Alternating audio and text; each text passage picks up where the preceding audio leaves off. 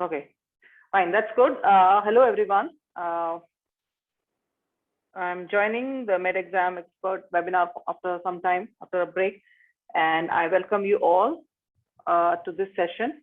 It's a topic which I have been discussing with most of the groups earlier, and it is a very important topic because the stations, the tricky stations, it is one of the topics in which you can get some tricky stations. And if you haven't practiced this kind of scenarios, it is very difficult for you to do it straight away in the exam. So we will do 2 stations and we will talk about the intricacies which one has to deal with when doing these kind of stations, and what is the what as a doctor you have to be very careful about. And when I say as a doctor, that means as a candidate in the exam. I see around 17, 18 people here, and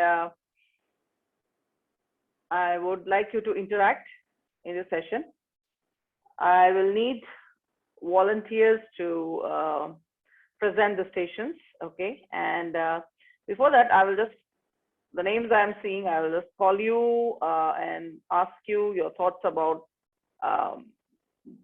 these stations. So I see on my list the names I can see Hema. Dr. Hema, are you there?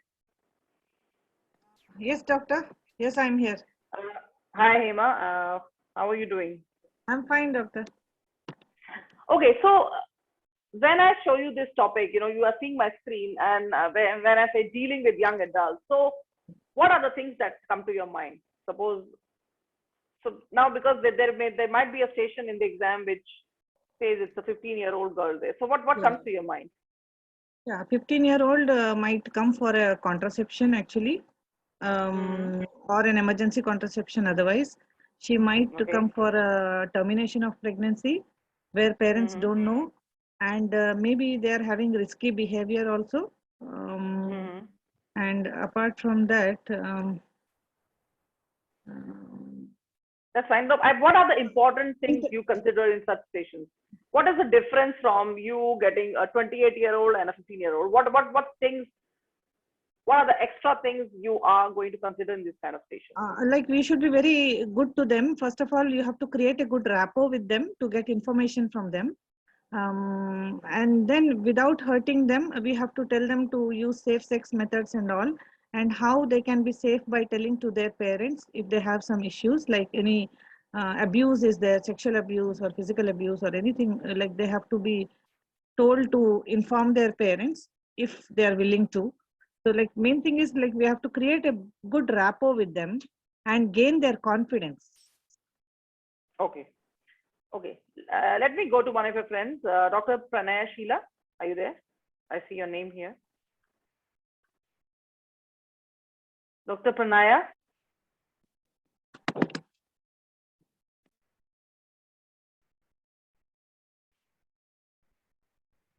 Okay, Dr. Fasiha.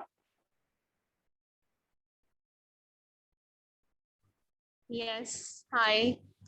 Hello, hi Fasiha. So in adding to what Hema says, what are the things you consider? So she says you create a rapport with this because a younger adult or a younger girl may not be very forthcoming, giving you the history. So you develop a rapport so that they feel more comfortable. That happens in real life situations as well, isn't it? Like when a young girl comes to your clinic, they won't be that forthcoming as an adult would be. So one is, yes, you could create rapport and assure them that you're going to help them, correct? And ask, what Hema meant to say was to encourage them to involve their parents. What else are things on your mind? Yeah, we need to be to assure them of the confidentiality because they might be reluctant in involving anybody about this. They don't want to let other people know about their pregnancy or their sexual activity. So we will assure them that the confidentiality will be maintained, and if they don't want to disclose it to their parents or the GP, then it will be respected. Mm-hmm. And Okay. secondly, because she's a young girl, and the attitude, her attitude is like not serious, and she doesn't involve in the talking very much, or she uh, is not that much like casual behavior, and she may be like involved in the her own activity, and she's not answering us properly like this.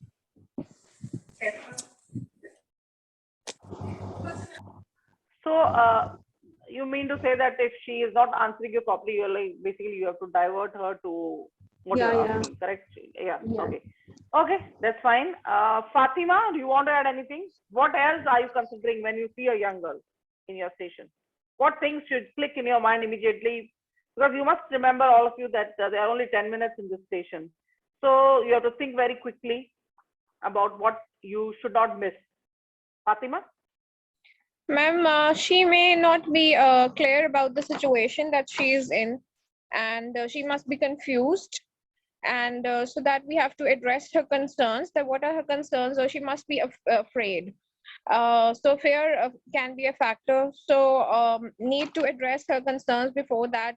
Then we can start with the counseling after that. So when you say fear, what it might be? Ma'am, it can be a fear of coming to the hospital, fear of a doctor, fear of being judged by an unknown person, and fear of disclosing. Maybe it's a secret for her, so fear of disclosing her secrets, or maybe parents may know. She doesn't want her parents to know about the situation, and the parents may get to know. She may have an idea that the parents may get to know after she discuss it with the clinician. So, Fatima, what you're talking about is basically the communication barriers, between a doctor and a younger girl, correct? What Yes, can ma'am. be the serious issues? Like, what are you worried about here? Once you establish communication, what are the things we are worried about when there is a young adult asking about emergency contraception, or asking about contraception, or asking about termination of pregnancy? What are our worries? What is the patient safety points here? Ma'am, patient safety point is that, of course, when she asks us about the contraception, so we need to first see that what was her last menstrual period. We need to rule out the any sexually shared infections that she might be having, and we need to give her the contraception there and then, because, of course, if she goes home, she would not come back, or she doesn't have the. We need to check her competence, actually, the mental capacity. We need to check in these young girls. So we need to know that if she understands, then balance and weighs the situation, and then she comes back to us with the decision. So Okay. that needs to be checked. So that's an important point, is the capacity, the mental capacity. So mental capacity is not an issue when you are dealing with an adult. Of course, if they have some mental issues, memory losses, or mental other psychiatric problems, then the mental capacity becomes an issue. But usually in a general patient, you don't have to think about capacity. But yes, in a younger adult, 13, 14, 15 years old, you have to think about capacity. That's a good point. Kritika? I'm just randomly seeing whatever names I'm seeing. Kritika?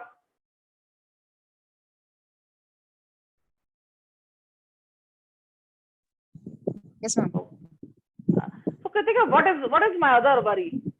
I'm worried about something when a girl comes to me for emergency contraception. So what are other patient safety points which you should think of, you should ask, you should establish that has not happened?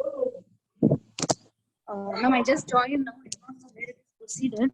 Oh, okay. So what the question is, I have not projected any station as of now. I'm talking about any station in which a young girl is sitting there. So Okay. your colleagues told me that stations maybe that patient is coming for, suppose it's a 15-year-old girl, and Okay, ma'am, I she's got coming it. for asking about emergency contraception or whatever. So the issues they said was, one is confidentiality. You assure them of confidentiality, establish a rapport so that they are able to give you the history. Then encourage them to talk to their parents about it. Then safe sex practices, and We What have else? to know What else the. are you? We have to see whether she is competent. The thing is, Enough. He just told yes, about mental capacity. So, capacity, and we also need sorry, who's to know about the partner to make sure that the partner is not giving her gifts, or like she is safe, and if there is any safeguarding issue, so we should also know about the partner. yeah. So the important thing is the safeguarding. So that's another point, safeguarding. So what I'm trying to bring out the points in this scenarios is what are the differences in the stations when you're dealing with a older person, an adult, and when you're dealing with a young adult. There are differences, and these are the differences we are looking at. When we do the stations, we look at further points which we must remember when we are doing these stations. And if you memorize these points in your mind, will be much easier to do these stations, because these stations involve a lot of tax on your part, because patient communication is the problem in these scenarios. You will know the knowledge will be okay. So the applied clinical knowledge is not that difficult in this station. It's only the problem is basically patient communication, whether you are able to, and related to that, to patient communication is the information gathering. So if the patient communication is good, then you can gather the information. Otherwise, no. So unless you are able to establish that rapport and assure the person that she's in a safe environment and you are going to help her, she's not going to give you the history. So the role players have been given a script which is according to that. So the information gathering module also, the information gathering also depends on patient communication here. So that's very important. And then the issues of patient safety, which we are talking about. So most of these scenarios will have 4 domains, which will be applied clinical knowledge, which most of you will be knowing. There should not be a problem there. The patient safety, communication with the patient, and information gathering. So these all things should be like clicking in your mind that I have to ask these things, I have to rule out. And one particular phrase nobody has given me, which I will talk about later, which also needs to be ruled out here. One is that, of course, the partner is, there's no grooming, the age differences, and the safeguarding issues. So we go forward. I have one name. Yeah, some people, okay, I see something on the chat. Yes, abuse. So Kridant is done. Yeah, sexual abuse is important. So you have to specifically ask about sexual abuse. So there may be a one scenario in which there is consent, but the partner is older. That also creates a safeguarding issue, or there may be a direct sexual abuse. Drugs. So Fatima has written about drugs or alcohol influence at the time of the station. Somebody's mic is on. Can please mute your mic. Pregnancy test and support. Okay, that's good. We can go on to start our stations. Somebody has written, I like to present, but the name is only S. So who's that person, please? Who's S? I only see S here.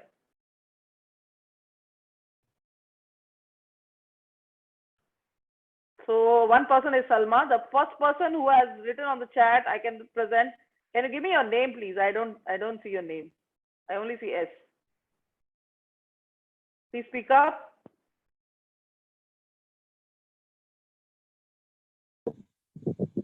I'm here, ma'am. What's your name? Sorry? Kritika. Sorry? Kritika, ma'am. No, somebody, I just go by the persons who have written on the chat. So somebody has who's S? Is it you? No, ma'am. No.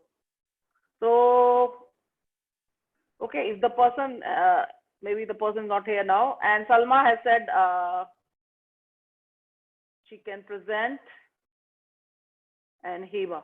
So I'll start with Salma. And if the other person comes up, then we'll see. Okay, so Salma, are you there? Yes. Hi, Dr. Okay. Pooja. Okay, hello, hi Salma. Where are you from? I'm from England. Okay. You are working in England right now? No. Okay. So you're studying for the exam. And when are you planning for the exam? Yeah, I have done clinical assessment twice. Yeah, No, for the exam.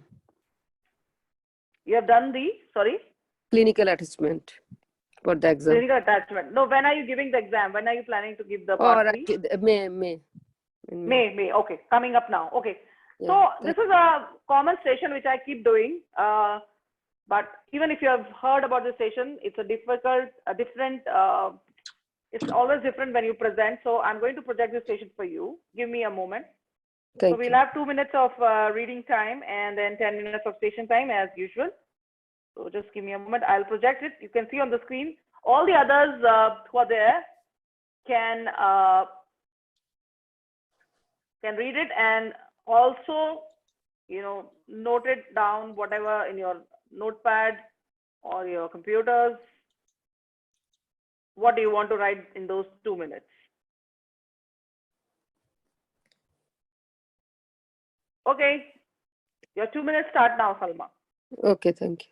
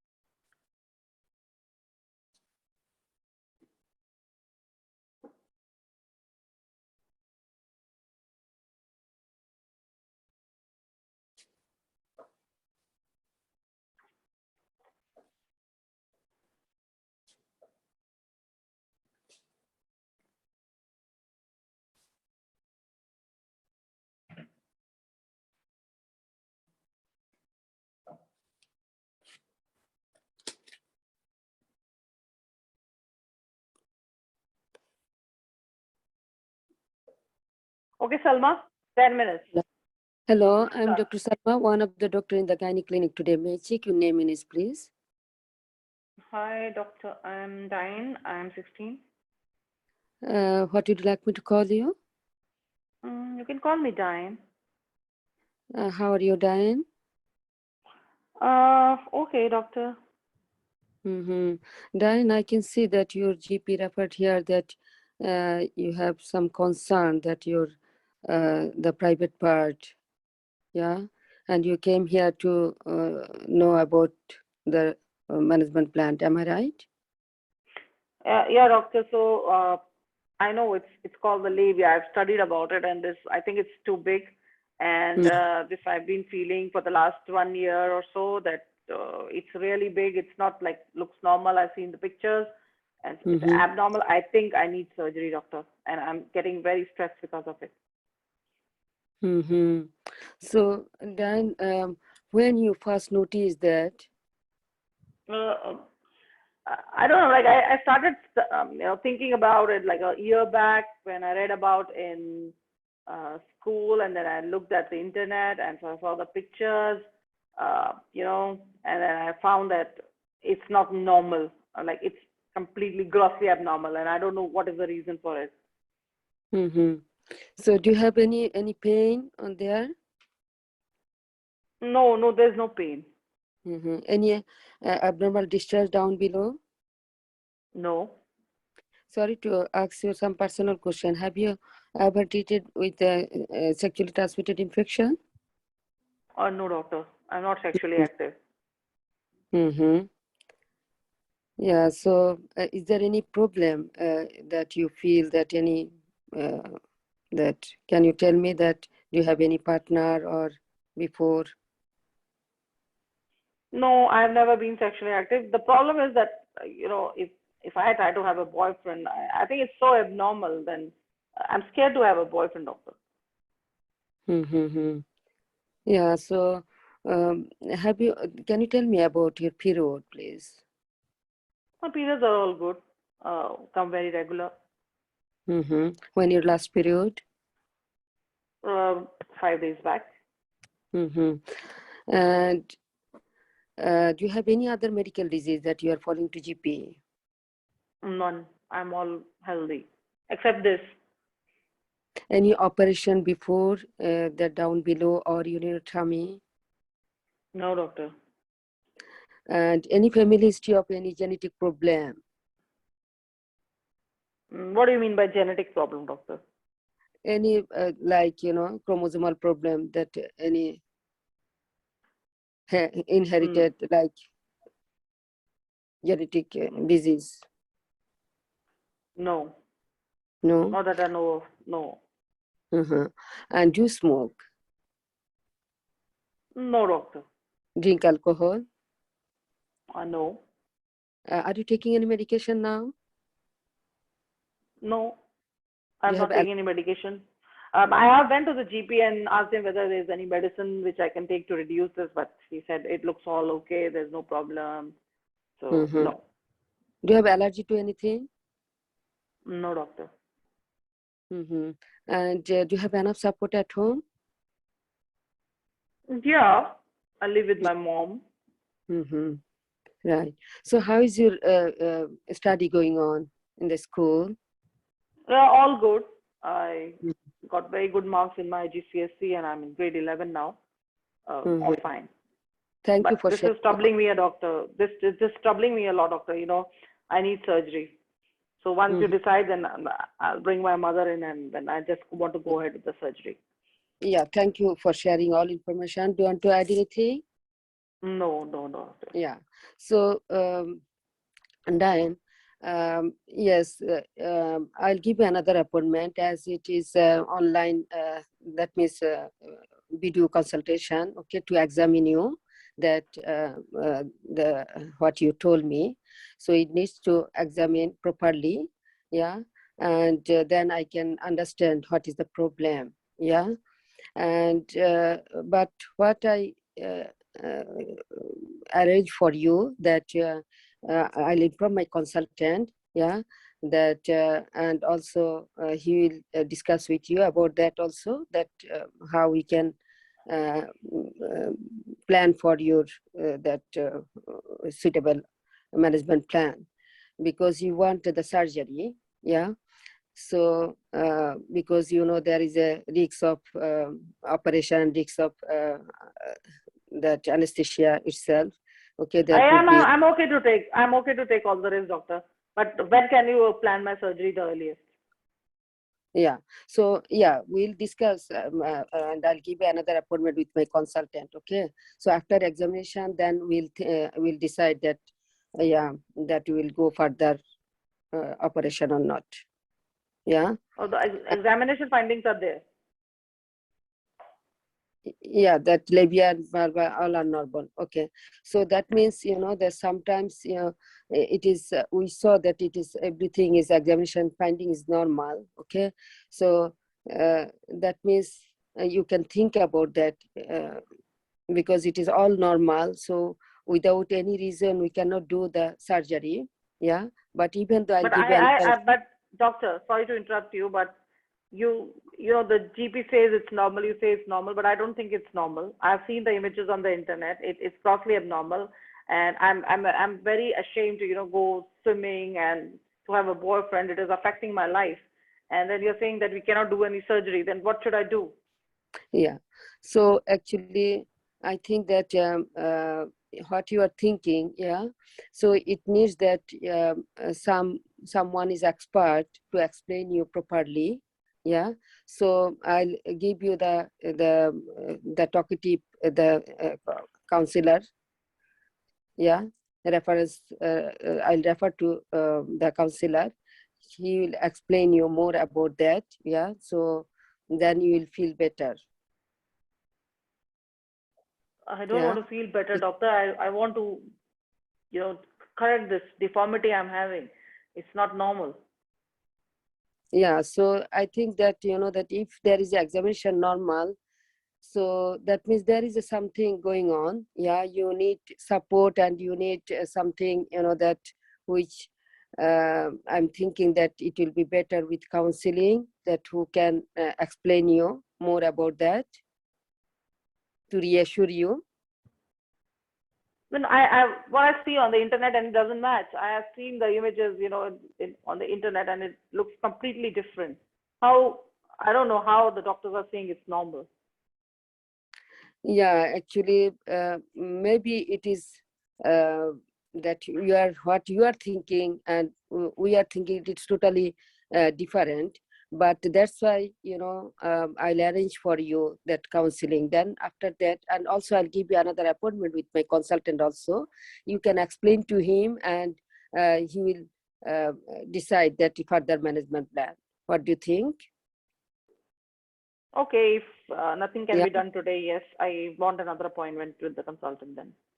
Yeah, so I'll give you another, that support group contact details also. They are who are same experience. Yeah, they can share their experience with you also. And in the meantime, if you feel that you cannot cope up emotionally, then you can contact with us also. I'll give you the contact details, and I'll write back to your GP also. Yeah. Okay, doctor. Okay. Yeah. So how is your support at home, Diane? Your parents, and how is the relation with your parents? They knows about Yeah, that? everything is. I haven't told my mother, but I can bring her on the next appointment. Yeah. Yeah. We can explain to her also. And if you feel that if you tell your mom, then it will be better also. She can share with you, and then she can help you. What do you think? Okay, you fix another appointment, doctor. I just Yeah. want to talk to the consultant. Yeah. Yes, yes. And also you can bring your mom and then we can discuss together. Okay. Do you have any Okay, concern? doctor. Do you have any? No, thank you. Yeah, No, doctor, welcome. thank you. So I'll give you the another appointment and I'll write back to your GP. Yeah. Okay. Thank you. Okay, doctor, thank you. You're welcome. Okay. Okay, time's also up. So, Salma, how was your communication with the patient? Hello. I tried to convince you, but now you can judge me. Was the patient convinced? You convinced to come in the follow-up appointment, but after that, maybe consultant will convince you for that surgery. No, but you cannot leave everything to the consultant, correct? No, What for is- surgery. For surgery, I cannot give you now decision, isn't it? Without examination. Oh, the examination finding is given to you in the. Yeah. Yeah. The examination is normal. So what yeah, do you so, do? So that means I cannot agree for surgery, isn't it? But you have to negotiate with the patient. That's what the station is about. You cannot do a surgery on this patient in which the labia is normal, but you have to convince the patient. Yeah, that's why I convinced that we'll examine you. Then, no, my consultant will discuss with you, and also then I'll give another appointment. And because it is maybe she's thinking some things which is not, it is psychological. Okay, so if you are looking at this station, do you think you have convinced your patient? Whatever happens later is later. Yeah. This is your exam, and this is the station. You think you have convinced the patient? I feel, yeah. You feel that? Okay. Let me go to somebody else. Okay, Hema has writing something. Or Samri, are you there? Yes, Dr. Pooja, I'm here. Hi, Samri. So do you think she convinced the patient? No, patient was not convinced and patient wanted to see the consultant. And So what was the she problem did not. happening here? What is the problem happening here? So What confidentiality the was. doctor is saying is right, that she doesn't need surgery, she is normal, correct? But the patient is Yeah. completely convinced that there is some abnormality. So what is happening in the communication with the patient here? So there was a communication gap. Confidentiality was not maintained. The address concerns were not addressed, and there might be something else behind that reason. Like What how do you ask? more. Sorry, your So, voice was not clear in the Can you hear me? No. your voice was not clear in between. Hello? Just a minute. No. Is it clear now? Samri? Yeah, Yes. better. Now, yeah. Please repeat. So the trust was not developed between the doctor and the candidate, and that's why the candidate was arrogant and want to see the consultant, because that she didn't find her solution here. So I think we should more explore that what is the reason behind that, why she's feeling like that, who made her feel like that. Is there anybody who's saying to her like that she's having abnormal physical dysmorbidity? Maybe something else, like we have to psychologically address why she's feeling like that. And then we have to address and we explain that we reassure that we have, okay, so we will sit together and see what abnormality do you feel. And then we compare to the standards, like we can share with some more pictures, and then we can say like that. And even we can discuss with the, like a follow-up appointment should be given, but that should be discussed where she can discuss that with her friends, with her mom. And also I want to this is all labial surgeries are not done in UK. So this is all legal aspects should be discussed as well. But reassurance, counseling, I think that point we should have to deal more. Okay. Kritika has been raising her hand. I see her hand raised and she's writing something. Kritika, what do you want to say? Would you tell her just will she listen to you if you say it's illegal in the UK? Kritika. No, ma'am, we have to counsel her. Hello, ma'am, am I audible? Yeah, but there's a lot of disturbance at your end. Are you on 2 devices? Yeah, now better. Yes.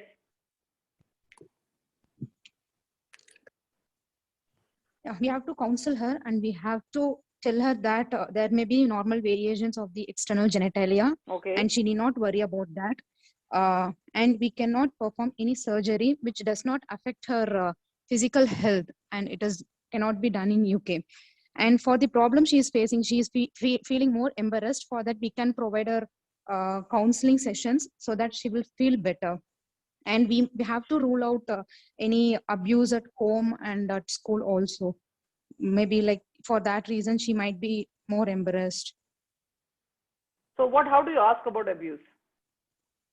We will ask her first. We will ensure that confidentiality will be maintained, and we have to sensibly ask her if she is facing any issue. Is she feeling safe at home and school? You ask the patient now. I am the candidate. I am the role player. You ask me if you have to ask about sexual abuse. How do you ask? Diane, I can assure that now whatever I'm going to ask you and whatever we talk from now on, it will be kept between us, and I'll not let anybody else know without your permission. So can I ask some personal questions to you? Yeah, sure, doctor. Okay. How do you feel yourself safe at home and school, Diane? Are you facing any issues that you want to share with me? No, doctor. Everything is okay. Okay. I again want to reassure that it will be very much confidential, and I am worried about your safety more. So is that anything else just bothering you? No, this is the only thing bothering me, doctor, and I'm not getting any help in that. Yeah, I can see that you're very anxious about your issue. we can, it's not that what you're feeling. I can see that you have gone through a lot of images in the internet and you feel that your private part is looking somewhat different. But you need not worry. It's even normal to have some variations in the private parts. So when you have been examined by your GP, he has told that it is completely normal. That means medically or physically you're not having any problem in your private part. Okay, are you getting me? Okay, let me go to Hema. How do you ask about sexual abuse? She may have a sexual abuse in childhood. How do you Yeah. specifically? Kritika just asked whether everything okay at home and school. She's okay now, but there may be abuse in the past. So how do you ask? You ask me, Hema. Hi, Diane. I'm Diane. Yeah. Okay, I'm starting. I'll say, okay? Yeah, Okay. start. Diane, see, as females, we sometimes have problems with the society. You know, they try to belittle us, and sometimes there is like outside society is male dominated, and there can be people who can take advantage of our issues, you know, problems. So, have you ever faced any problem like that? Like, has anybody teased you, or try to touch you in your private parts, or You're did they? beating around the bush. You have to be very clear about what you're asking. I'm not understanding you as a role player. Okay, so You're talking about society being dominant and male dominance and all. We are talking about sexual abuse clearly. You have to be very clear okay, what you're asking. What do you mean by sexual abuse? How do you ask about sexual abuse? I'm very straightforward and direct. Okay, I will not pamper anybody here. I will be very straight. So you have to ask me about Okay, sexual no abuse. problem. Be to the point. Yeah. Yeah. Anybody try to force you for having sex with them? Sex with them? Like, did they ask you to have sex, or did they give you something in return for having sex with them? Yeah. So always you signpost and you say that at now or before, were you forced to have sex without your consent? You have to be very clear in the questions you ask. Don't beat around the bush in these stations. This is you assure confidentiality first.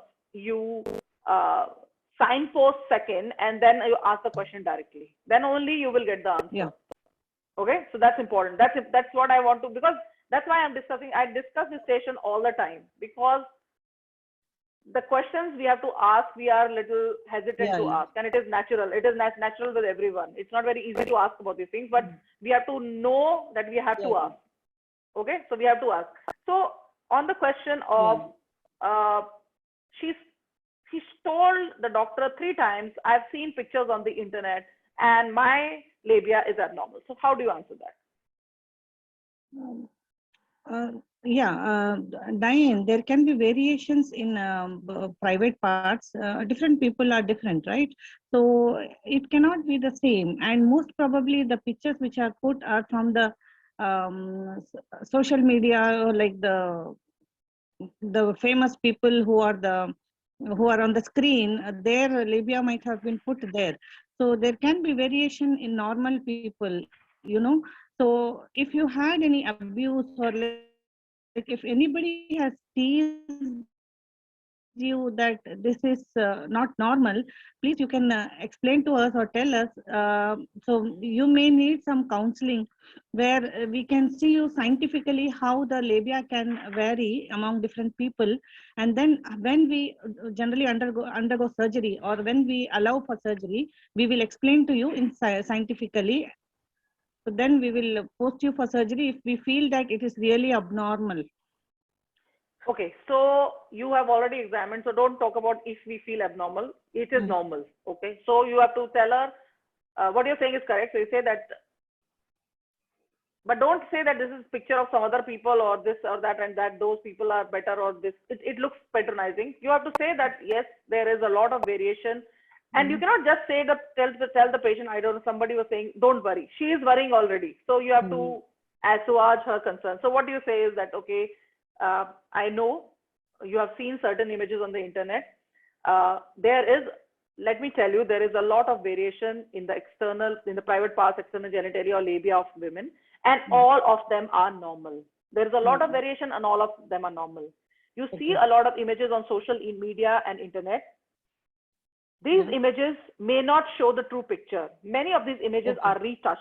They are not they are a real appearance of vagina of a very few women, okay? And they're distorted.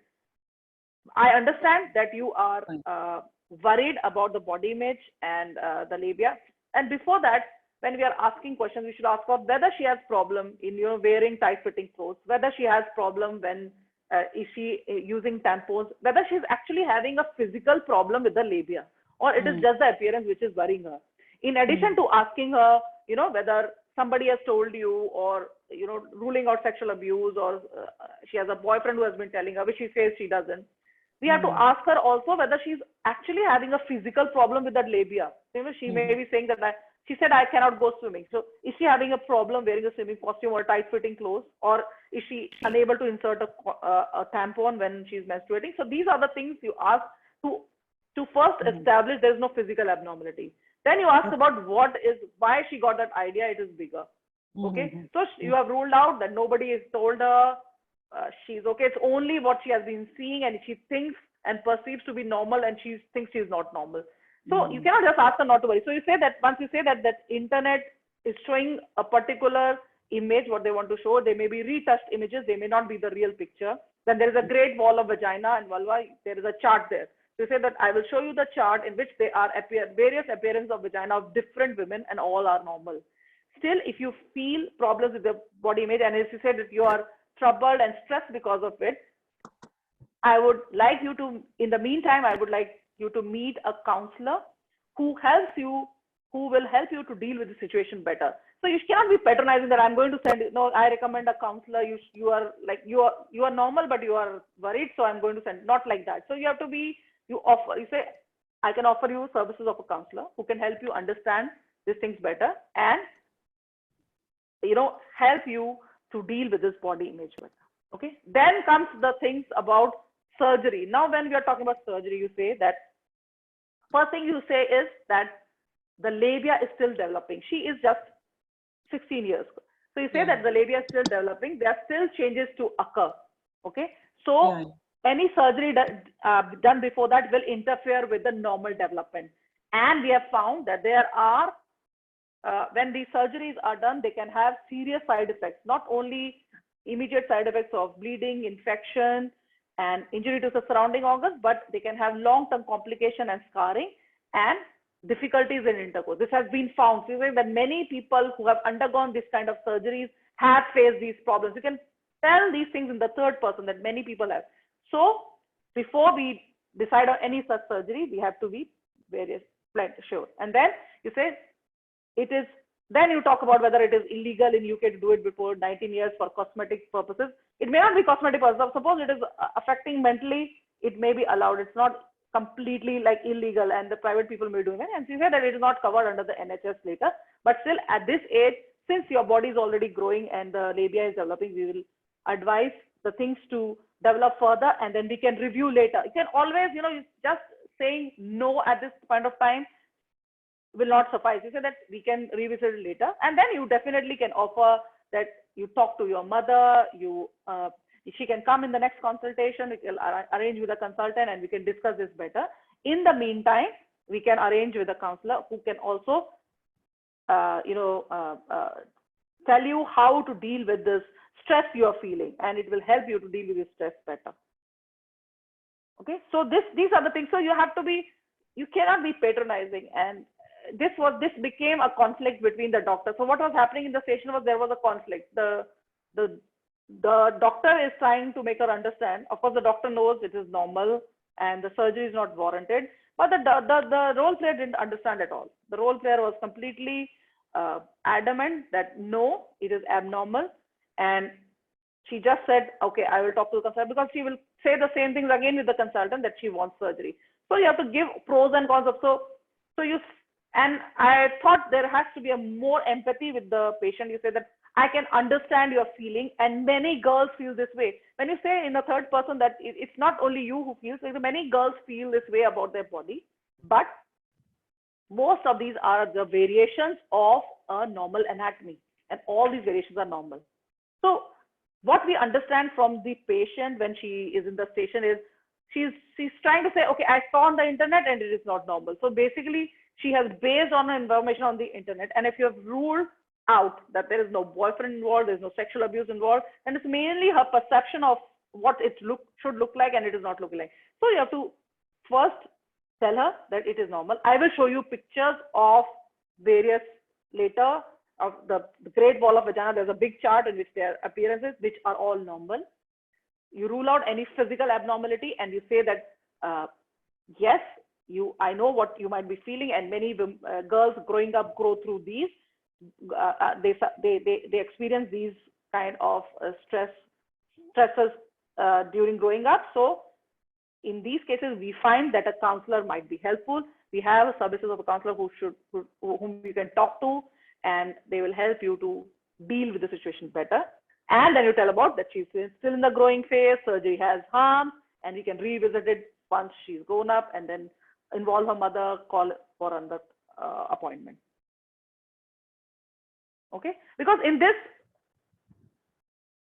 talking about straight away support groups and all, there may not be any support group for this. Okay, you have to first tell her that yes, I know what you are feeling. So you have to convince the patient that you are with her first thing, because that was not happening in the station. It was saying that you cannot say you are wrong and I am right.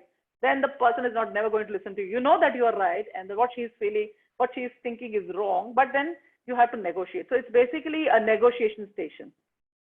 Yes, like Hiba said, not information on the internet is true. You cannot just say that, oh, what I've examined is also accurate. You say that what we have seen at present looks all normal and it looks like a normal variation only. Okay. Sania, you want to add something?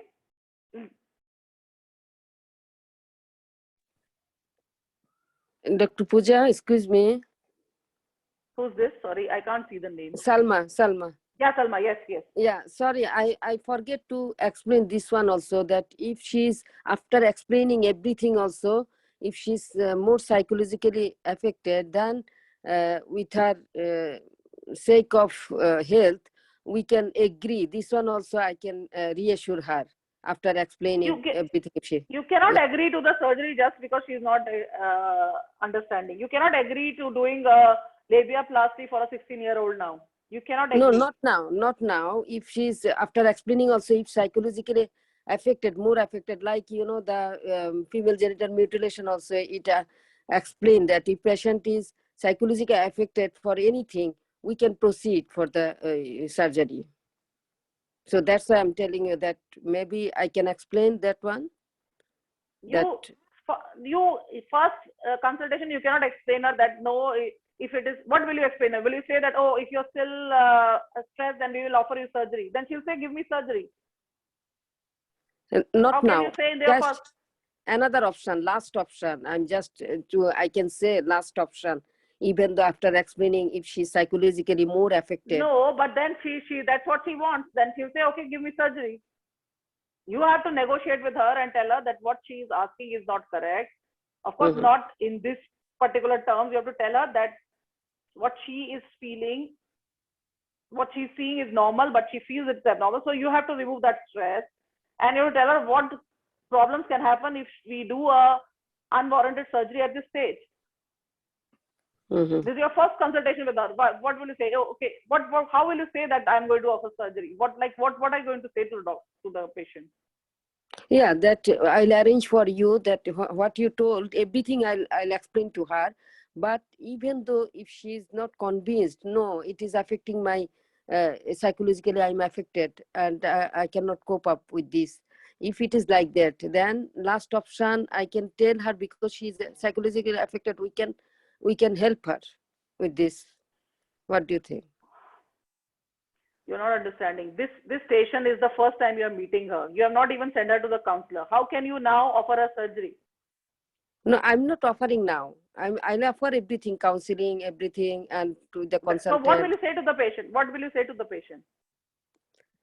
That I'll offer you that counseling who can help you emotionally, and also you can think about that. But even though if you are not cope up with the situation, it is affecting your emotionally and psychologically. If you are affected, then we may offer you that for surgical management. But you can think about that, because there is a risk of surgery, risk of anesthesia, and there could be long-term and short-term side effect also. Okay, there could be that short term, that infection, bleeding, and Okay, pain, wait. like that. Heba.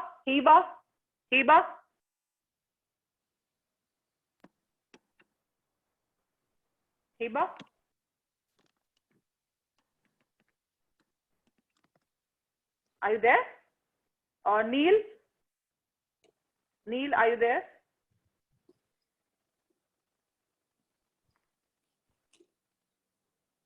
Quickly. Okay, Mariam Shama. Hello? Mariam, are you there? Is it Mariam? Yeah. Mariam. So now what Salma is saying, what is your answer to this?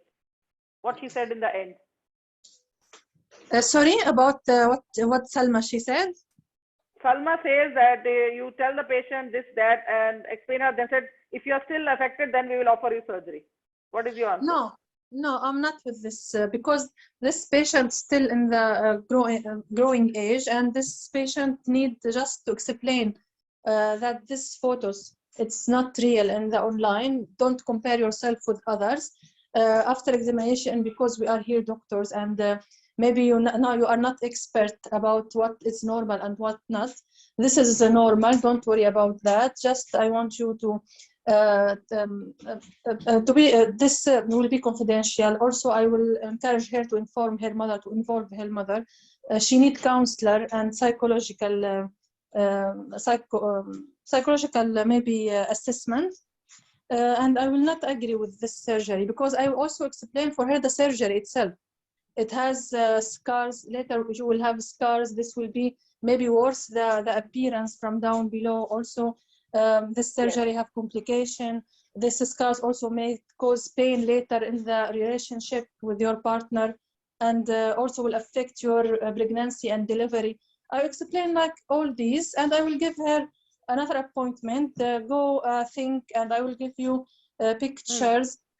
Discuss with your mother, and if you have more question, maybe you can write this question, and the next appointment I will give you with my consultant, and ask him your question, and he will also give you his opinion and explain again with you. Like this. Yes. Yeah. Because if you cannot offer a surgery which is not indicated because she's psychologically affected, because that will make her more psychologically affected long term. And that is causes more harm than good. You cannot cause harm to the patient, correct? Yeah. Okay, somebody's mic is on. Kritika, your hand is still raised. I don't know, you can just remove that. Okay. So basically this is a negotiation station with the patient. So you have to counsel her, but it should not be a conflict. It should not be a disagreement with the patient. It has to be, you should not be patronizing the patient. You have to tell her that you understand what she's going through. You can say, you can ask her any physical problems with or it's only her perception of her body image. What is the reason behind that? You try to find out that reason, assess her support at home, who's there to support. Then rule out sexual abuse, which is very important in these cases. Find out whether she's sexually active, give her other advice like safe sex practices if it's needed. Also talk to her about what is the problem with doing the surgery, what is normal and what is abnormal, and offer her counseling, give her another appointment. This is your management. But you have to be very patient in this communication with the patient. You have to say that, yes, I understand what you're going through, but this is this. So that is very important. So this whole station will depend on, or the communication with the patient is the key here. It's a communication station. There is not much applied knowledge except that you should know that it is illegal, development of labia takes place till 19 years. And what is the BRITS-PAC guidelines? That is the British Society for Pediatric and Adolescent Gynecology guidelines on labiaplasty. You should be knowing that.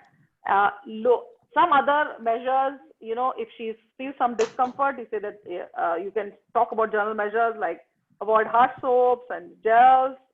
You can apply emollients. You should wear a comfortable clothing, and these kind of things you can. If she has some physical problems, then you may say, okay, this we can do. But basically you have to offer her counseling and support, and you know, maybe another appointment with the mother and let her involve her mother and talk to her what is happening.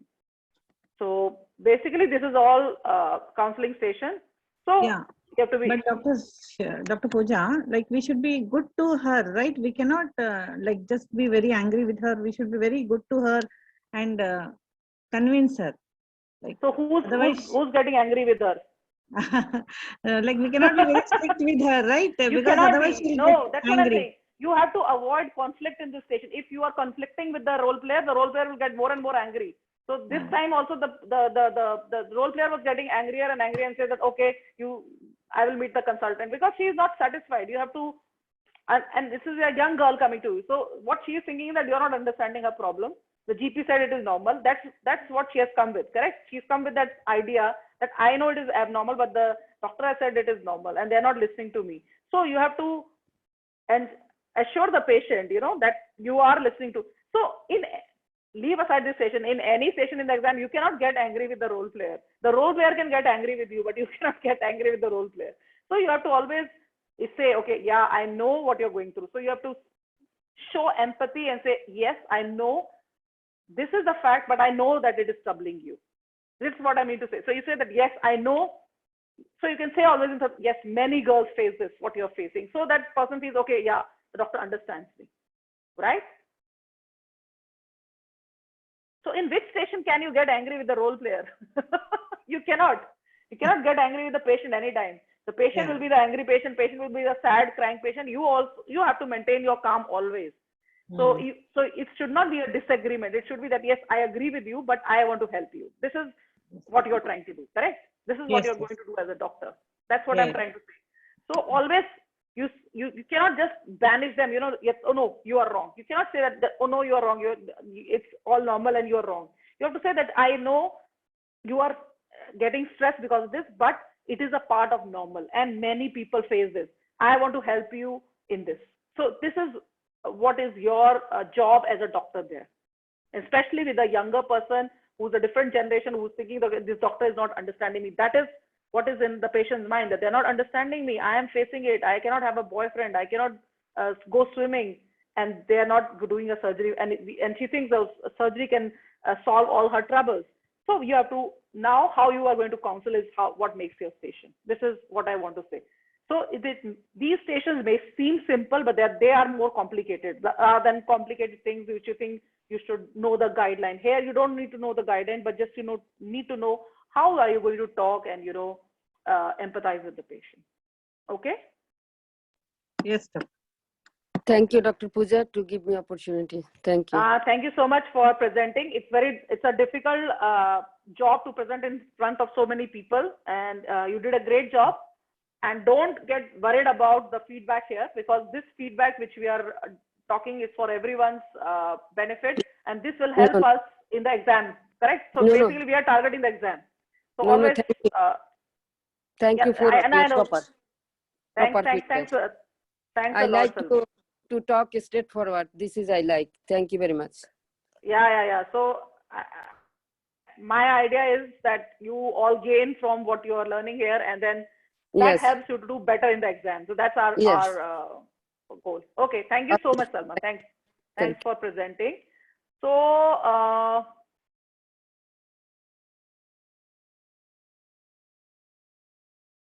okay, who said yes? Who wants to present? Myself, I think ma'am. Hema. Yeah, ma'am. Yes. Yeah. Okay.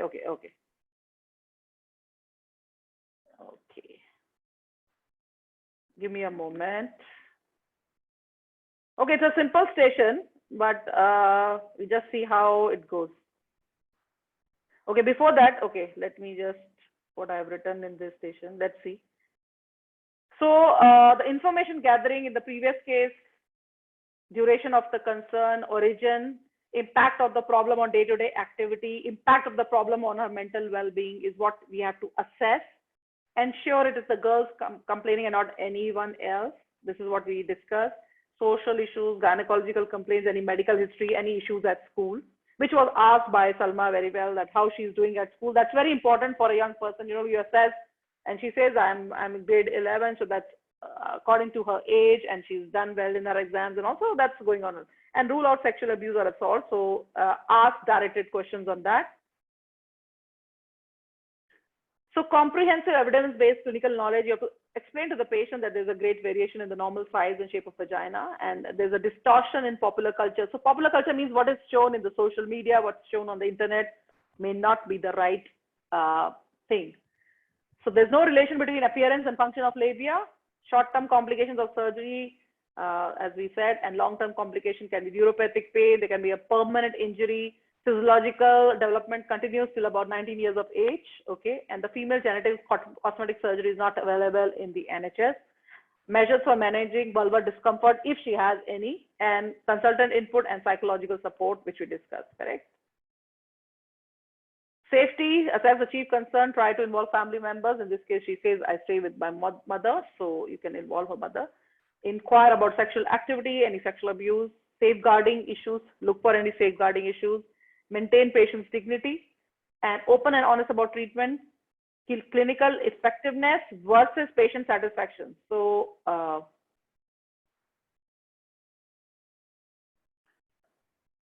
okay, that's done. So let's go on to the, so communication of the patient. This is for all communications. Introduction, introduce yourself, assure confidentiality, dealing with issues, sensitivity. We have to be very, very sensitive in these matters, and especially with the younger girls coming to you. Explain in layman terms, give information in chunks, check patient understanding, acknowledge the concern. Don't just brush away the concern. Very, very important. Respond to the non-verbal cues and give written information. So in this, you can tell about the British guidelines for adolescent girls. Okay, Hema, your 2 minutes start now.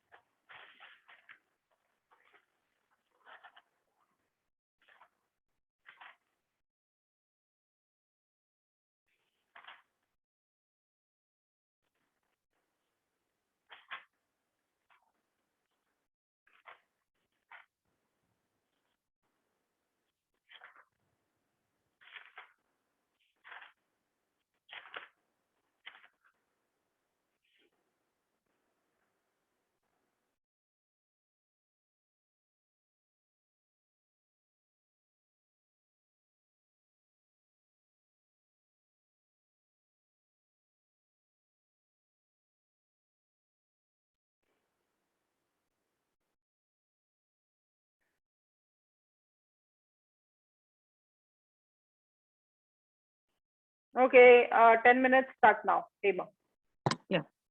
Hi, I am Dr. Hema, one of the doctors in the clinic today. May I confirm your name and age, please? Hi, Dr. Martha Evans. I'm 15. Okay. How can I address you? You can call me Martha, doctor. Okay.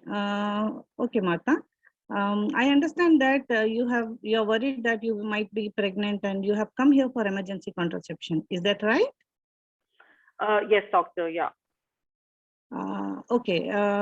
Martha, as we are meeting for the first time, is it okay that I ask you a few questions so I know more about you and the details, and then we can make a management plan? Is that okay with you? Yes, sure, doctor. Okay, Martha. So you're 15-year-old, right? So how is everything going on till now? It's okay. So how is your school? It's fine, doctor. Okay, fine. So coming to this incident, can you tell me more about your problem? Actually, what happened, Martha?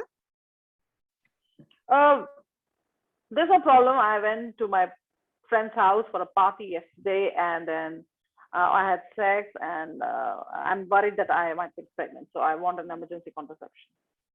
Okay, some questions might be little intruding, Martha. If you don't mind, can I go ahead? Yeah, sure, doctor. Is the person you had sex with, is your partner or a new friend? It's not I don't have a partner, but yeah, it's somebody I just know from school. Okay. Have you ever been sexually active before? Yeah, I have been, doctor. Okay. Was it like with mutual consensus, or was there any force involved in this? No. It was all okay. Okay. And was it under influence of alcohol or some drugs? No. Okay. So do you have any other concerns apart from this emergency contraception, Martha? No, that's it. I'm worried about pregnancy. Okay. Do you have any vaginal discharge? No. Okay. Some more intruding questions. Have you been ever treated for sex sharing diseases before, Martha? No. Okay. Can you tell me more about your periods? My periods are very regular. Yeah, no problems. Okay. So you have not taken any regular contraceptives otherwise, right? No, doctor. No. Okay. Okay. So Martha, are you otherwise fit and healthy? Yes. Okay. Did you have any surgeries before? No. Do you have any allergies? No, doctor. Okay. Some personal questions. Do you smoke, Martha? No. And do you take alcohol? No, doctor.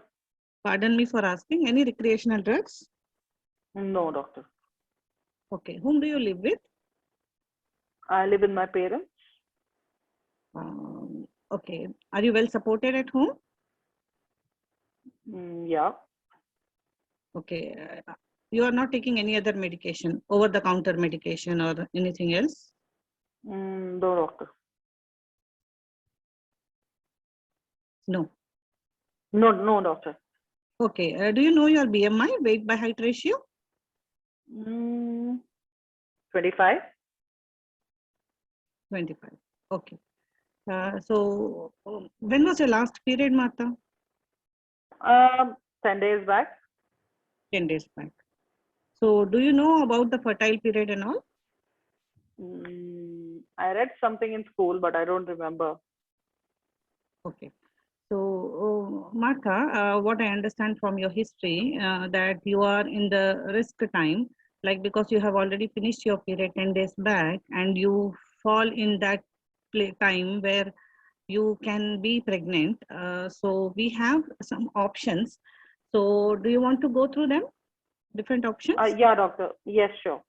Okay. See, there are medications and in loop which we put inside.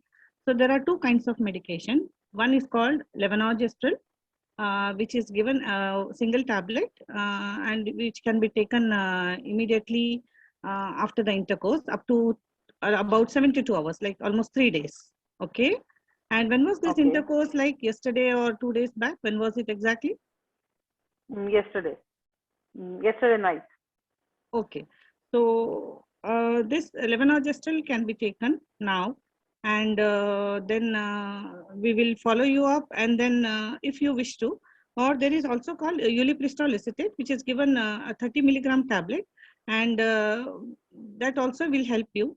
And if you at all want to have a long-term contraceptive, we can also put in a loop where we will be examining you from down, and if necessary, because this person is a new person and we don't know about his sexual history.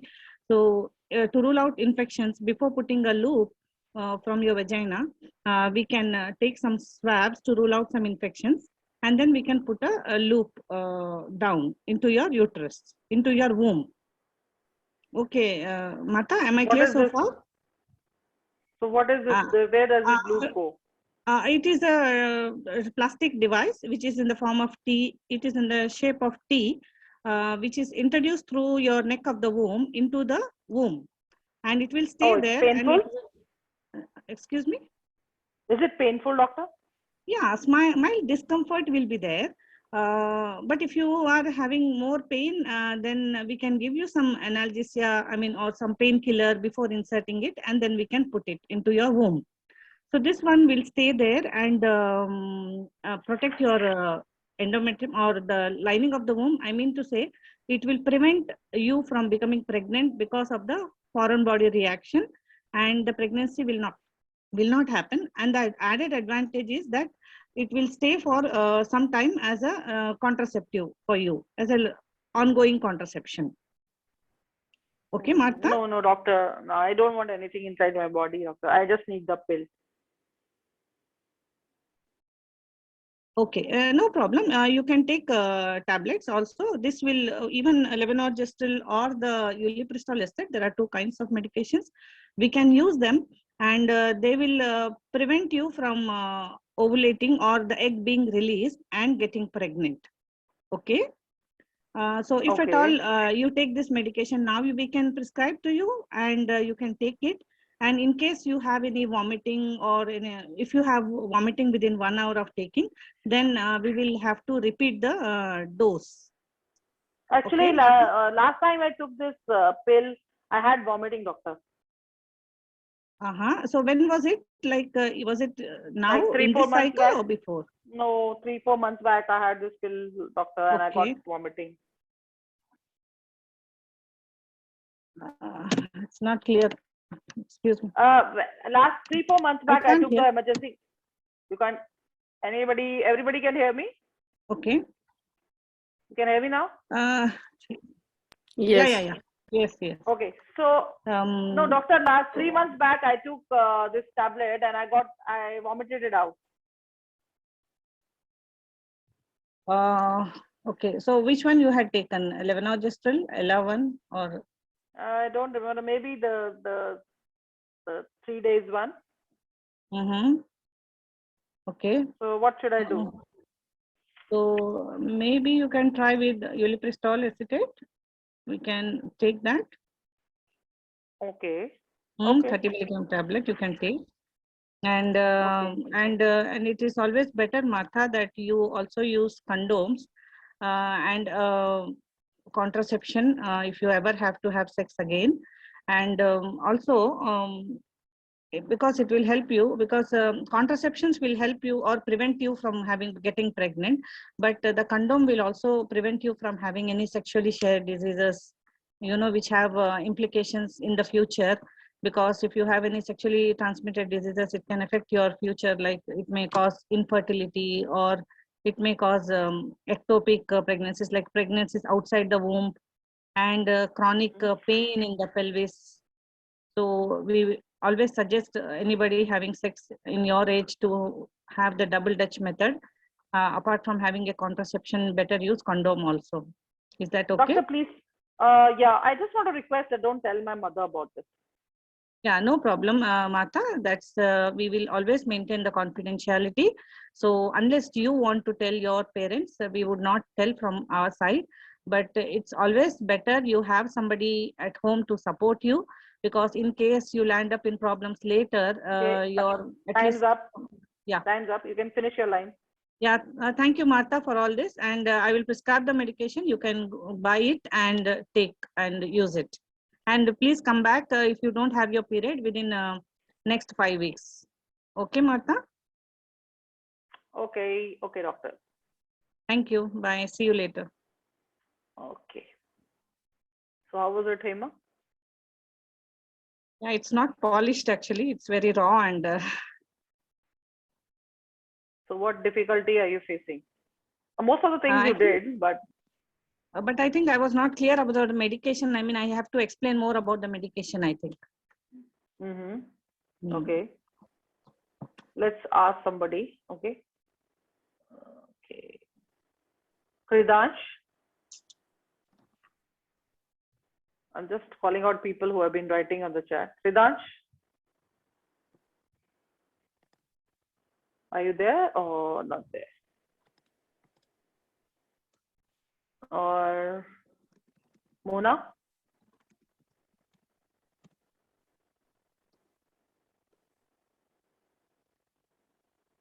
Mona?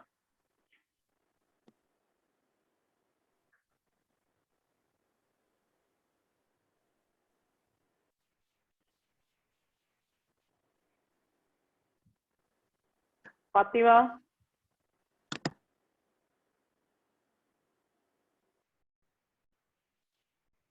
Fatima? Samreen?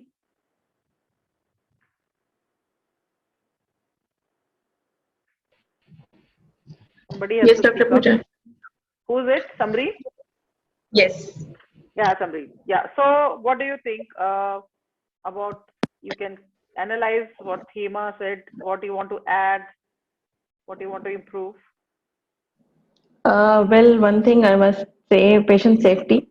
Ulipristal can be only given once in the cycle, not twice. And about the sexual intercourse, more details should be needed, like consensual or not, age of the partner, any exchange of the gifts, any other partners, and time since intercourse up till now. So, did she use any other contraceptive in the same cycle? And she's regularly with having the sexual intercourse, or she's regularly using any contraceptives? And what her views of and ideas about the contraceptives, and is she's safe to give these type of options? And She did ask about, most of the things, yeah, she most did of the ask things about she already sexual. asked.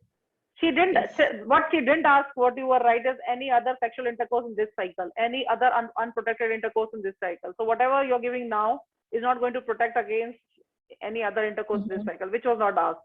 And then another thing which the patient later said was, I had vomiting last time. So any emergency contraception taken earlier is important. So if they have vomiting, you have to give them antiemetic along with the contraceptive method. Correct? Yeah. Yes, you, what Yes, you're right. and You can ask. Yes. well, Dr. Pooja, if she says a vomiting, so after how many times she have vomiting already, like immediately vomited, then yes, we have to repeat it. But if it is 3 or 4 hours after the vomiting, yes, then no need to give that. No, I'm not talking about what happens if this time. When she already has a vomiting with the emergency contraception earlier, you give her an antiemetic now, let her take it Yes. around 20 minutes prior to when taking the tablet to prevent that. Yes. Of course, if it happens, she And will come back. That is a different question altogether. So it is yeah. in 20 minutes prior to taking contraception, let her take this time as empirically, prophylactically, so that she doesn't vomit. If she has a history of and vomiting due to emergency contraception earlier. So it's important to ask whether she has already taken some emergency contraception earlier to see whether what was a problem with any problem with that, and any intercourse in this cycle before this particular episode, which was not asked. Though she asked when did it happen, with whom. Yes, you can ask more about age of the partner. She just said somebody from school, but yeah, age of the partner or anything else, and you rule. She did ask about And consent. safeguarding at school, at home. Who does she? Yeah. So, Is she yes, supported yes. at home and Yeah. So neighborhood? Like basically, all yeah. those things. So social history has to be more this thing, and even any patient who's asking, I would ask about sexual abuse directly. You know, even if this was with consent, still, she says, I don't have a regular partner. She may be having very unsafe sexual practices. It may be, there may be something, sometimes there are psychological issues as well, the young adults coming. So you have to rule out those things. So you say that, I know these are personal questions, but I ask all my patients coming for contraceptive practice at any point of time, were you forced to have sex? Because I am worried about the safety. Because I am worried about your safety. And now or before, were you forced to have sex? You can say that I am worried about your safety. So it's a question I will ask all my patients. So you can give it in a third person that I ask everybody, and I'm worried about your safety. So this is a personal question, and it might sound intrusive to you, but were you forced to have sex now or before without your consent? Just ask it and rule out. Okay. And also, again, before giving to any contraceptive, I want to make sure that all the allergy and safety points should be checked, like smoking, allergies, asthma, BMI. So these things should be done. She did ask about smoking and BMI, but yes, you specifically have to ask about asthma, especially when you want to give UPA. You are right. Yes. So porphyrias and of course genetic disorders like porphyrias, you can ask any genetic problem or any other medical problems you ask, and asthma you should specifically ask for UPA. That's right. She did ask about allergies and smoking, and I think you have to be a little faster in your history. Ask about smoking, alcohol, recreational drugs in one line rather than using many lines. Because if you are explaining more, you won't have time left. So you just finished right in time. So I think history took a long time, and this should not be in other stations when you have to explain more. Maybe in this you don't have to explain that much, but in some stations you have to explain more.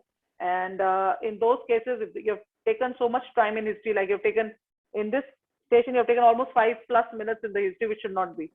Then you have less than 5 minutes remaining to explain the management options, to say that I want to examine you. You should, this patient also, you should say that I want to ask, check your pulse, blood pressure, and do just at least abdominal examination. And then you should finish faster so that you are able to explain. Then if the patient has 2-3 questions, then you should be able to answer that. For that, you need more time. So the history has to be more compact. I always say the history has to be between 4 to 5 minutes, you should finish the history. Okay. Okay. And then you said something about, wait, let me just say. Okay, so you said condom, safe sex practices, very, very important in all the young adults. You should talk about that. I want to, one is that you should use, I would want to give you information about various contraceptives, which right now she's taking emergency contraception, doesn't want an IUCD. You said that I will give you information about alternative methods of contraception and long-acting method of contraception, which you can use to prevent pregnancy and unwanted pregnancy. Secondly, I would advise you to use condoms during each act of sexual intercourse. That will prevent you from sexually transmitted infection. That's fine. You said something about swabs to rule out infection. What do you mean? Before putting in a IUCD, if at all she wants to opt for IUCD, so maybe I have to take swabs, because this person is not known to her. He's not her regular sexual partner. Then if she doesn't want to take IUCD, you don't want to do that? I think I have to do it, yes. If your logic is that the person is not known to her and she may get an infection, then whether she takes IUCD or not, then you have to take the swab, correct? And what swabs are we talking about? What swabs are you talking about? Chlamydia. So when you're talking about, okay, so you're talking about the sexually transmitted infection screening, the STI screening, which should be offered to all patients who come to you for emergency contraception, for contraceptive advice, and for termination of pregnancy. STI screening should be offered to all less than 25 years. Okay, it's an opportunistic screening you should be doing. So you should offer.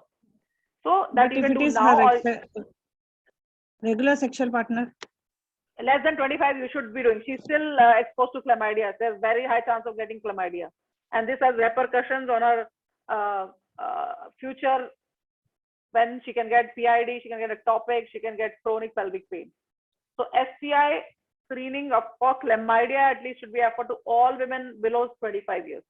So young adults coming, all irrespective, offer whether TOP, emergency contraception, contraceptive, offer STI screening, which includes chlamydia, gonorrhea, syphilis, and HIV. Okay? Okay, doctor. No, it is not, Mona, it is not for IUCD insertion. IUCD you will still insert. Okay? You may give antibiotic and insert the IUCD. This is a generalized STI screening you should offer. What you were saying, swabs before doing IUCD, that's not correct. This is the swab she's talking about is a chlamydia, which the result will not come. And it doesn't prevent you from inserting the IUCD. If you think there is infection, you insert IUCD, give the azithromycin or you give a doxycycline, that's fine. But STI screening you're doing to rule out sexually transmitted infections. The result will not come now. And there is a window period also. You may not get the result now. So she can be referred to the gum clinic when there's a 10 days window period before the chlamydia gonorrhea may become positive. And there is a 3-month period before syphilis or HIV, which is contracted, becomes positive. So they may have to repeat. So you can refer her to the gum clinic, but you should offer STI screening is what we mean. That is for everyone. For every girl coming to you, you should offer contraception advice, STI screening, and condom. That is all patient safety point for everyone. No, there is no, Kritika, the UK MEC2 doesn't mean that you cannot give the IUCD is the preferred mode of emergency contraception, is the most effective method, and that should be the first line of entry. It doesn't depend on age. If the patient doesn't want, then you give the you can offer all the things if all the things are possible. Of course, if she's after the ovulatory period, then you know that the pills may not be effective because ovulation already occurred. Then you have to say that the IUCD is the only one which will be effective. If she still doesn't want, you still can give her the tablet. But like this patient who has 10 days post last period date, and she is still before the ovulation date and no regular periods, then you can offer all. But of course, you definitely IUCD is the best method. So yes, ma'am, I get that. But before the woman is like before ovulation, isn't it oral is preferred over IUCD? I didn't mean that IUCD cannot be used, but no. Like how should we take it further? IUCD is the preferred method. It's a preferred method. Okay. And one more thing, ma'am, in this case, like she doesn't know who was who she had sex with. So isn't it, what about post-exposure prophylaxis? Should we advise that because it is not a sexual assault? But she still says she knows somebody from from school. But we do not know their status, right? So we are not assured of what is their status is. Well, I don't think for each emergency contraception you are going to give PEP unless it's sexual assault or rape. Okay, but what is it's the logic? A completely unknown person. No, normally you don't give PEP to. You can ask more about it. It's a student from school. You are not going to offer PEP for HIV. Yeah, of course it's a sexual assault. Yeah, you offer PEP. You don't offer PEP for every person, every emergency contraception. Yeah. Okay. Anyways, nobody will know about. Even if they know the patient, they don't know about the HIV status, right? Even if you know the patient, even if it's a boyfriend. Yeah, that is what is my confusion basically, ma'am. So is it only for a sexual assault? I would not. No, I would not offer HIV PEP for every emergency contraception unless we are suspecting rape or it's a completely unknown person. Then you have to counsel for the PEP. Then you have to refer them to the ID. Then you give them initial PEP and then refer to the infection disease. Yeah. Okay. Okay.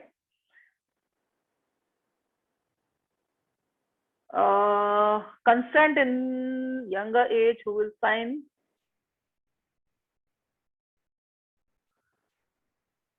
Okay, sexual assault in a minor. Minor means it's below 18 years. It's your duty as for safeguarding to inform the safeguarding team of your hospital. Above 18, who's an adult, can refuse to file a police complaint. And then before that, you have to inform the safeguarding team, even if the patient doesn't want a police complaint. Because it's all minor and adult. Adult above 18 can refuse a police complaint even if you know it's a sexual assault. But you still have to take the samples and the swabs because later the patient may want to complain. But a younger person, you have to inform the police or the safeguarding team. If you're confused in the exam who to inform, you can just say that I will inform the hospital safeguarding team, because they will then inform the relevant authorities. So it's all minors. You have to, it's your duty. So this station duty of, so another thing, you should in the beginning assure confidentiality. That's very important. So you say that, and in this later the role player asks that I have not told my parents, but in the beginning you should be asking, anybody come with you today? That do your parents know? And then you should encourage them to involve the parents. Even if they refuse, you say that I assure that whatever is discussed in this meeting would not be told to anybody else. And so, but I will still encourage you to inform your parents, because if there is any issues, they will be able to help you. Are you able to hear? Hema cannot hear me. Other people are able to hear me? Yeah, now I can hear. Now I can. Just 2 Okay, seconds okay. before. Yeah, no problem. So basically, when about parents, for contraception, you don't have to inform the parents, but you encourage the child to inform her parents. Okay, you always should encourage in the beginning. You first assure confidentiality. You say that, do your parents know you are here? Anybody knows you are here? Anybody come with you? And because you want to know whether there is a boy who has come, or somebody is grooming her who has come with her, or nobody has come. So you should be asking in the beginning only. And you say that I know you are worried about telling your parents, but if it would be good if you can inform them so that they can help you in case of any problems. Then she says no, then you said okay, that's fine, but I would still say if later you feel comfortable, you should involve your mother or parents. Consent for what? I didn't understand. What consent do you want to take?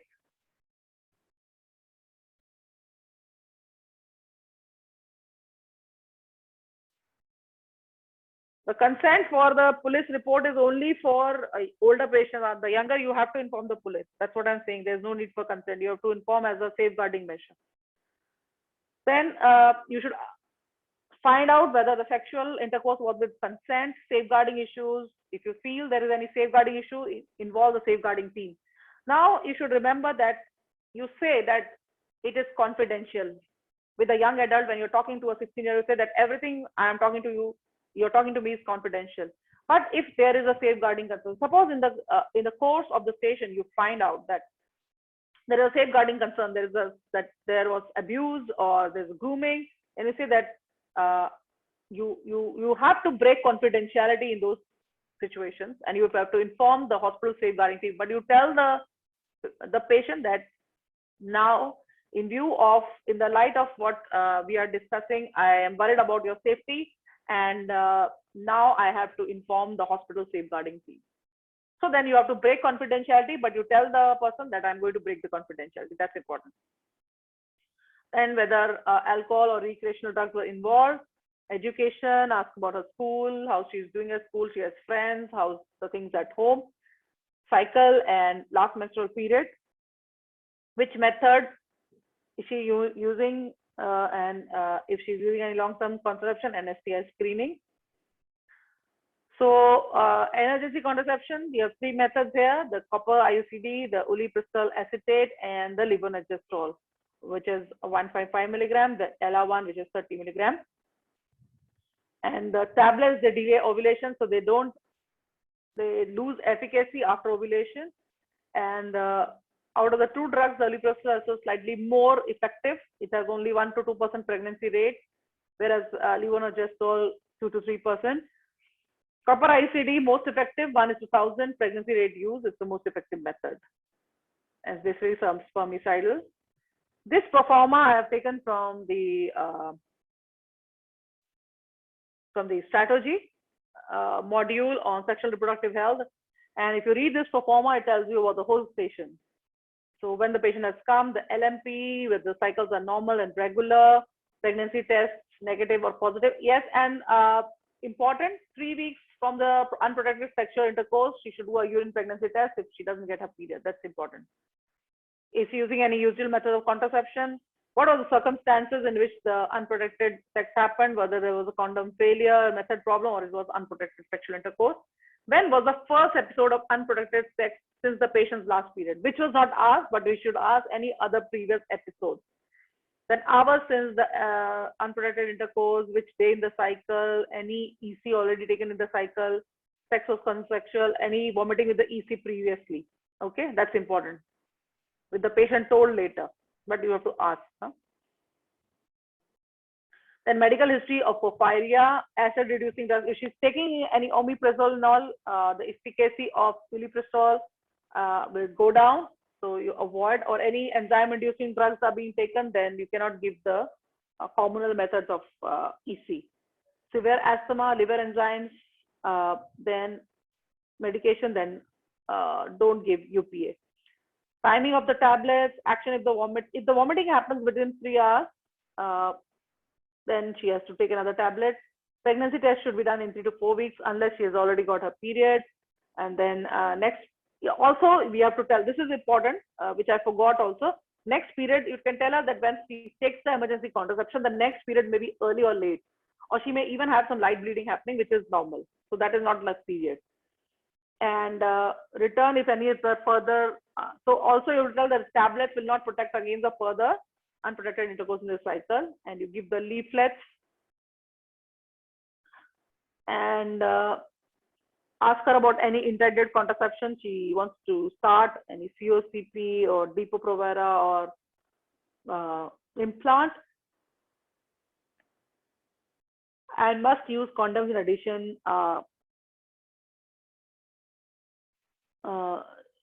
for next 3 weeks if she wants to start any other hormonal contraception. And STI risk should be discussed, and you should be told that there is a 10 to 14 days period for chlamydia, GC, and TB spots. So you can ask them to take it in the gum clinic later. And there is a 3-month window period for syphilis, FP, C, and HIV. And how and where to access the STI test or treatment if appropriate. If now you can see the lower part of this, which is important. If age 13 to 16 years, there has to be an under 16 pro forma which they complete, and see the points written. Explain confidentiality. Is anyone with the patient? If so, who? Who knows the patient is here? How old is the partner? Does she attend school? Lives with family, friends, in care, or is homeless? Any concerns regarding assault or abuse? Any concerns regarding drug and alcohol? Assessed to be Fraser competent or not Fraser competent. If it's a 12-year-old child, it's always sexual assault, then there's any child protection issues. So these things you have to keep in mind when you're dealing with a younger age group.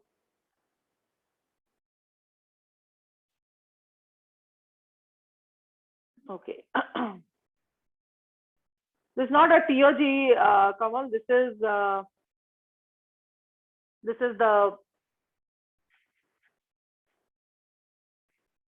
strategy, a sexual and reproductive health module. Okay, so dealing with young adults. So we are quickly Gillick competence, you have to know certain terms. Gillick competence, Fraser guidelines, confidentiality, safeguarding, sexually transmitted diseases, and what are the vulnerable population. Let's see what do you mean by Gillick competence. So it is basically, you have to understand the differences between Gillick competence and what is Fraser. So above 18 is a adult. It's not a minor already, it's a major age. Patient can give consent, decide whether to take treatment, whether to refuse treatment, all is okay after 18. 16 to 17 is the, you can say transitional age, we'll talk about it. The Gillick competence is, so 16 to 17 are still able to give consent, okay? Under 16,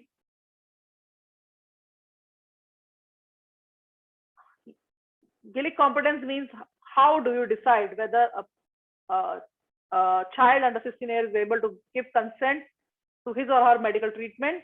It will depend on their emotional and intellectual maturity and ability to understand treatment. So you have to decide whether they have capacity, which is called as Gillick competence.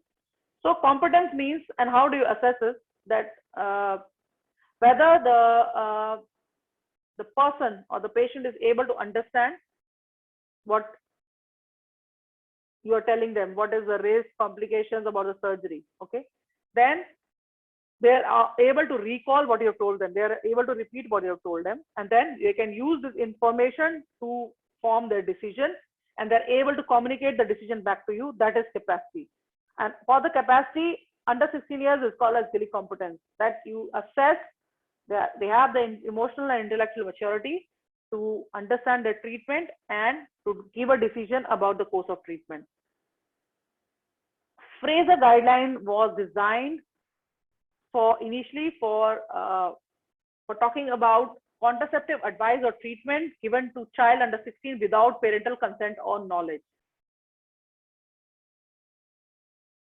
So, like a girl coming to you for contraceptive advice, or this girl coming to you for emergency contraception, you can give them contraceptive advice or treatment without the parent knowing. Okay. Now, prerequisites for the Fraser guidelines: that the girl understands the advice, that the professional cannot persuade her to inform her parents, or to allow them to inform the parents that she's seeking contraceptive advice, and then she is likely to begin or continue having sexual intercourse with or without contraceptive treatment, that unless she receives the contraceptive advice or treatment, her physical or mental health both are likely to suffer, that her best interest required him to give her contraceptive advice, treatment, or both without parental consent.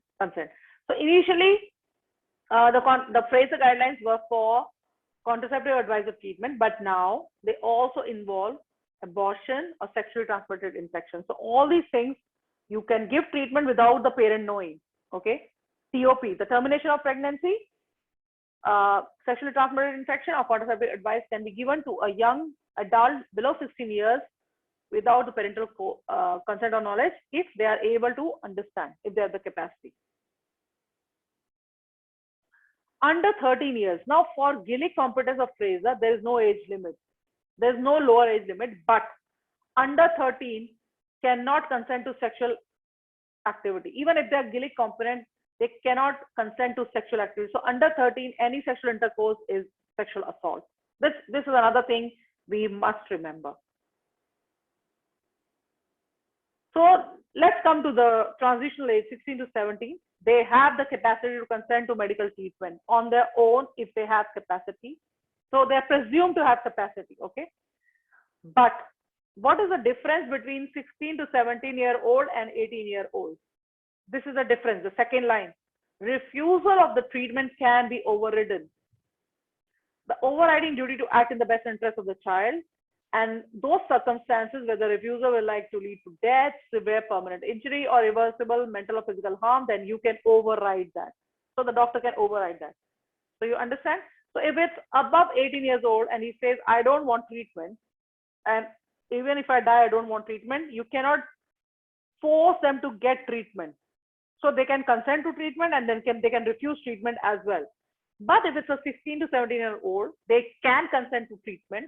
They're presumed to have capacity, but they cannot refuse treatment if the refusal can lead to death, injury, or irreversible physical or mental harm. So that's the difference.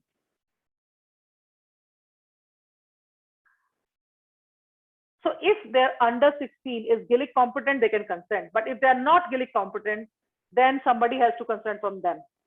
Like somebody with parental responsibility, like the child's mother or father, or legally appointed guardian, or person with the residence order concerning the child, or a local authority designated to care for the child, or a local authority or person with an emergency protection order for the child.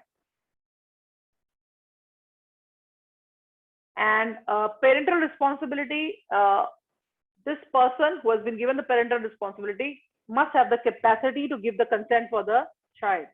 And if the parent refuses to give consent for a treatment, the decision can, and the doctor feels that the child requires treatment and the parent is refusing treatment, then this decision can be overruled by the court if you think that treatment is in the best interest of the child.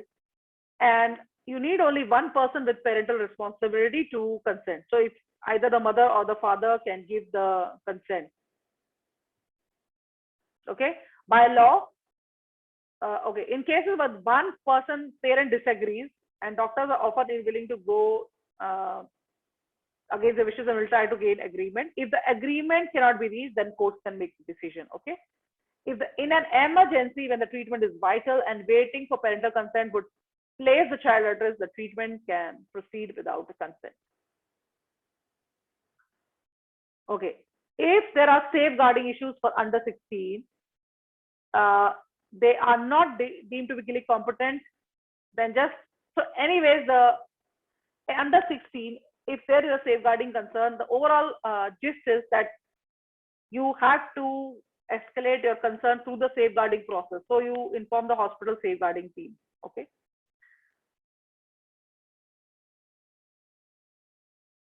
And if you, even if they're legally competent or not legally competent, you have to inform the safeguarding team. And you should inform the young person of this action that I'm going to inform the safeguarding team. I'm going to break the confidentiality because of your safety issue. Okay. And whether the parents have to be informed, then local authority or the police can decide. From your side, you escalate to the safeguarding team. So that is the gist. Now, there are a lot of things in that, but I just gave a brief overview of the consent and consent to treatment of a younger adult. So these are the basic issues we deal with when you are dealing with younger adults. These are the kind of stations you will be exposed to. Those coming for termination of pregnancy or for contraception advice or for sexually transmitted infection or sexual abuse. All these things, you have to keep these basic points in your mind. If you keep these basic points in your mind, then you should be able to do these stations without any delay. So unfortunately, I had only 2 stations to present. Some people were asking to present, but maybe we can do it at some other time. Thank you all for joining in. It was a good participation. Thank you all who presented and those who participated in the discussions. And I hope I know you all know about these, the guidelines and all, but I hope these small finer points you can use to refine when you present your stations in your exam. And I wish you all the best for this for coming exam, whoever is giving in May or November. And those who want one-to-one sessions can contact the med exam team, and I can later communicate with them. Thank you all. Thank you all for your participation and best of luck. Thanks. Dr. Pooja, excuse me. Dr. Pooja? Yes? How will recommend us to study from now, please?